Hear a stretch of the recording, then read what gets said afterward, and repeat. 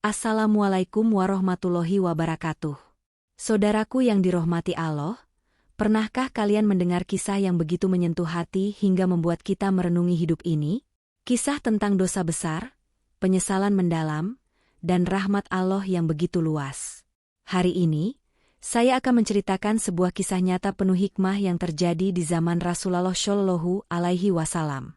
Sebuah kisah yang mengajarkan kita bahwa sebesar apapun dosa kita, ampunan Allah selalu lebih besar.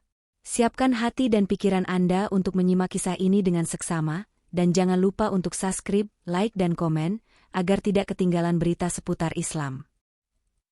Seorang pemuda yang hidup di kota Madinah, memiliki pekerjaan sebagai penggali kubur.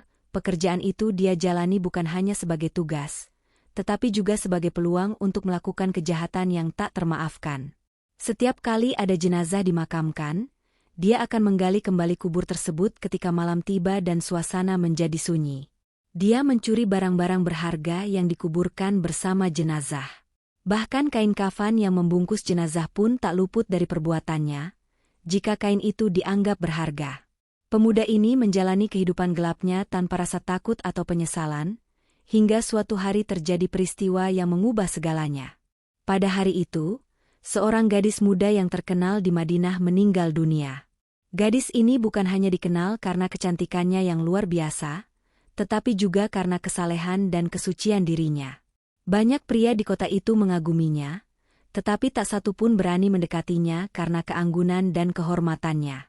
Ketika gadis itu dimakamkan, pemuda penggali kubur ini merencanakan kejahatan yang lebih keji dari sebelumnya.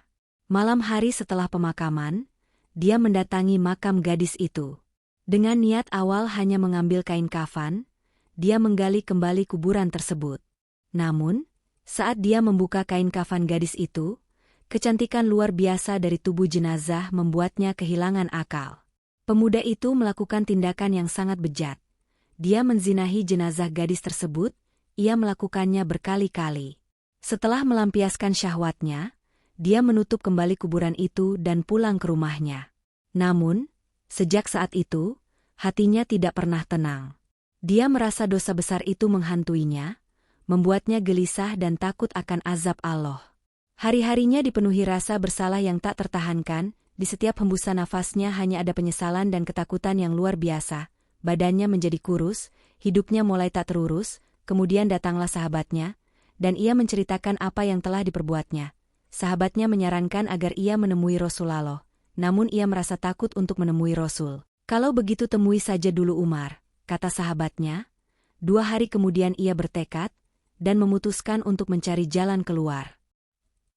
Dengan hati yang cemas, pemuda itu pergi menemui Umar bin Khattab, sahabat Rasulullah yang dikenal dengan ketegasannya.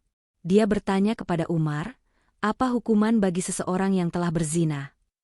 Umar menjawab dengan tegas, jika dia sudah menikah, maka dia harus dirajam hingga mati. Jika belum menikah, dia akan dicambuk 100 kali dan diasingkan selama 1 tahun. Pemuda itu kembali bertanya dengan nada gemetar, lalu bagaimana hukuman bagi seseorang yang menzinahi jenazah? Mendengar pertanyaan itu, Umar terkejut dan berkata, sungguh keterlaluan. Aku tak bisa membayangkan sebesar apa dosa orang itu. Siapa yang berani melakukan perbuatan sekeji itu? Pemuda itu menjawab dengan penuh rasa malu, aku sendiri yang melakukannya. Apakah Allah masih mau mengampuni dosaku ini? Umar terdiam sejenak, lalu segera masuk ke dalam masjid dan menangis di hadapan Rasulullah Shallallahu Alaihi Wasallam. Rasulullah yang melihat Umar menangis bertanya, apa yang membuatmu bersedih, wahai Umar? Dengan suara bergetar, Umar menceritakan perbuatan pemuda itu. Kemudian Rasulullah memerintahkan Umar untuk memanggil pemuda itu. Ketika pemuda itu masuk ke dalam masjid, dia menangis terseduh-seduh di hadapan Rasulullah. Wahai anak muda, apa yang membuatmu menangis? Tanya Rasulullah dengan lembut. Pemuda itu menjawab, ya Rasulullah, dosaku terlalu besar. Aku takut Allah tidak akan mengampuniku. Rasulullah bertanya, apakah engkau telah menyekutukan Allah atau membunuh seseorang yang tidak bersalah? Pemuda itu menjawab, tidak, ya Rasul. Aku tidak pernah melakukan kedua hal itu. Rasulullah berusaha menenangkan pemuda itu dan berkata, "Ketahuilah, Allah akan mengampuni dosamu, bahkan jika dosamu sebesar 7 lapis langit dan bumi." Namun, pemuda itu menjawab, "Dosaku lebih besar dari itu, ya Rasul." Rasulullah kembali bertanya, "Apakah dosamu sebesar arsy Allah?" Pemuda itu menjawab dengan tangis, "Kukira dosaku lebih besar dari itu, ya Rasul." Akhirnya, dengan penuh rasa malu, pemuda itu mengungkapkan dosanya kepada Rasulullah.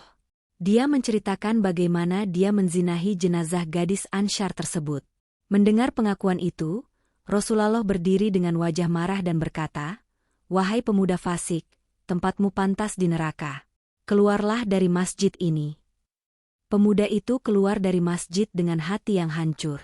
Namun, di dalam hatinya, dia masih bertekad untuk bertobat kepada Allah Subhanahu wa Ta'ala. Rasa penyesalannya sungguh luar biasa.